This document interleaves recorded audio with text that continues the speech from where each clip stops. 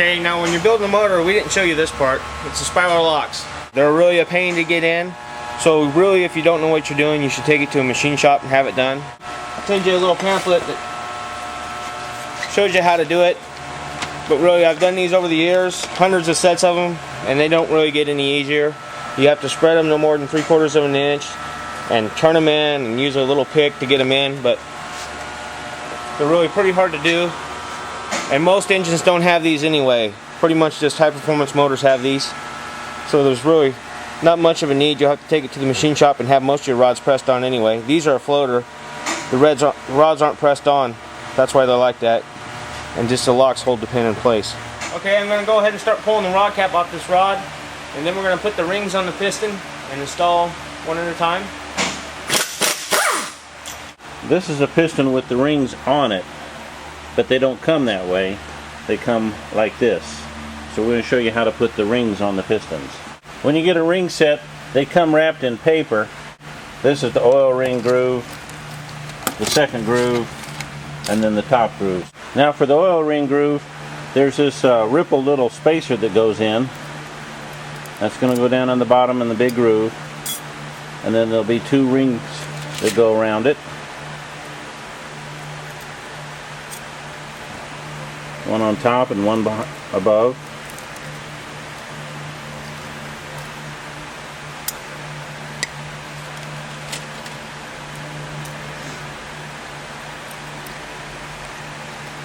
So that little rippled spacer is sandwiched between those 2 rings.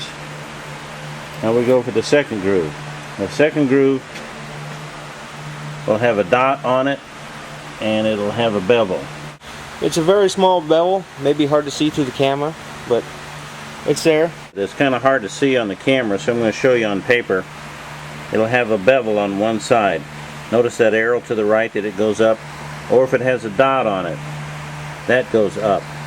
Now you'll notice on the instructions on this cover too, our ring has a dot and it has a bevel. The dot goes up. Notice that arrow to the right, so that bevel's going to go down on this installation.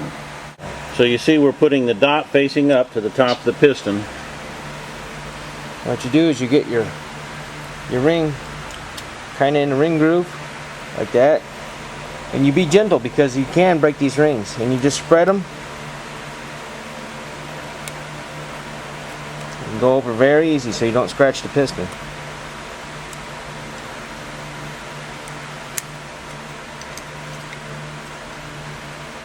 Now we're at the top ring and you see it's got a dot as well, so the dot is going to go up. And the same thing as the second one.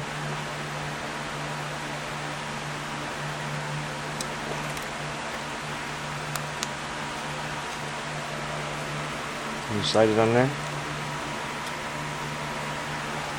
And now we're set with the rings on the piston. The piston goes in when the valve's up at the top, and that's the intake side.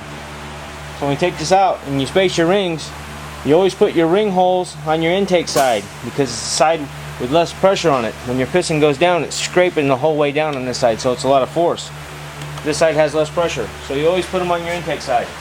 I take and just put one opening on one edge of the piston and the other opening on the other edge of the piston. That way they're not together, because if you combine these together, then you have a big gap. So that's what you don't want to do. That's what you don't want to do. Is put the rings together. So you turn them like that. Spray a little bit of lubricant inside the cylinder wall. Now those rings that we put on the piston to start with have got to be compressed. It's 2 pieces. It's a ring compression tool that slides around the rings. You hook your pliers into it. Now on this tool there's a bottom, it's marked, and the bottom always goes towards the block.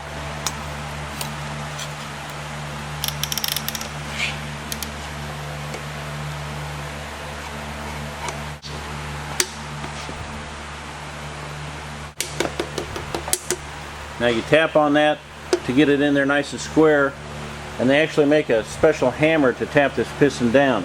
It's a dead blow hammer. It's got sand in it, made out of plastic. It's got this long end on it so it'll stick down in the piston, and then you hammer it down with that.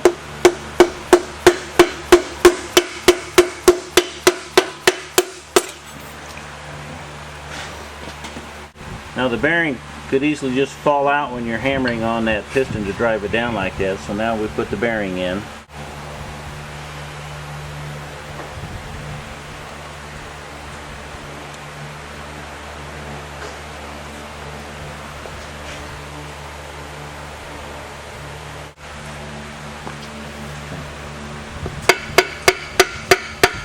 You can hammer it down the rest of the way, holding that rod up in place.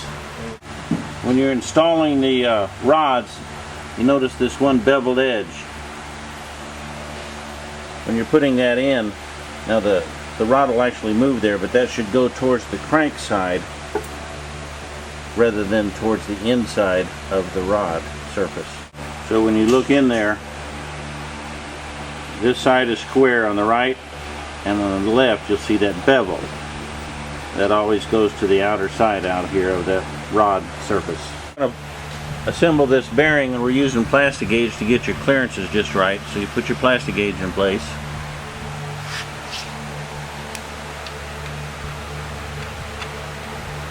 You put the rod cap on the rod, put your bolts in. Use your torque wrench and torque it down.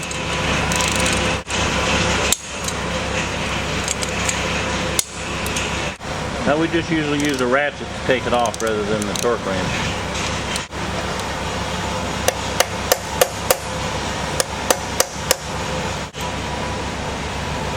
Now you take your rod cap off. You can see over there we're about 2/1000. After you plastic gauge it, just clean that all off. Raise that rod up a little bit and put some assembly lube up underneath it, and tap it back down.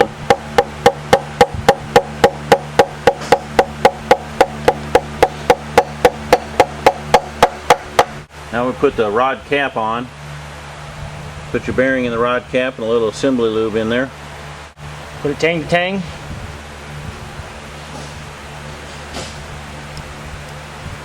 Your tang always goes towards the outside of the engine block, and when your tang's out, your bevel is going to be going towards the crank like it's supposed to be.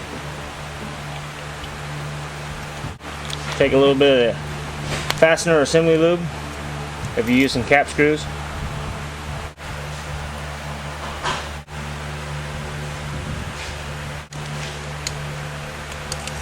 Now you tighten these down with the torque wrench. On these rods with the cap screws, 40 pounds. You always check your service manual for the correct torque specs.